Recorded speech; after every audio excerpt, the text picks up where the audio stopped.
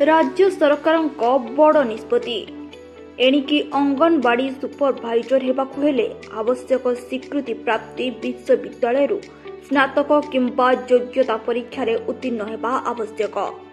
पूर्व 10वीं पास करथिले अंगनवाड़ी सुपरभाइजर चाकरी सहजरे करि पारुथिले, हेले राज्य सरकार ए नियम रे परिवर्तन करिसेंती।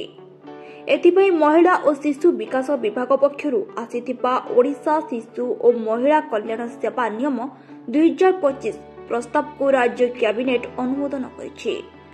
अंगनवाड़ी सुपरभाइजर 50% पदवी पर सीधासलख नियुक्ति हेउथबा बेले बाकी 50% पदवी रे अंगनवाड़ी कर्मी को पदोन्नति माध्यम रे नियुक्ति दिया जाउथिला।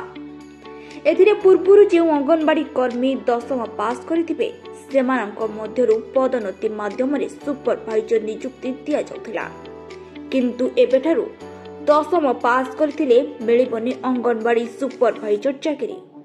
एथिपाई जरूरी स्नातक डिग्री, किंतु एही संशोधन नियम पूर्व निर्धारित योग्यता अनुसार कार्यकरी आसुथबा अंगनवाड़ी कर्मी को क्षेत्र में लागू हेब नाही।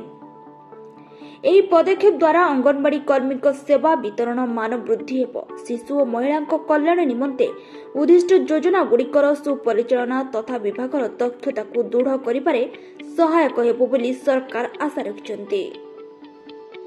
तेबे आम भिडियो भल लागिथिले लाइक शेयर सब्सक्राइब करने को जमार भी भूलिबे नहीं।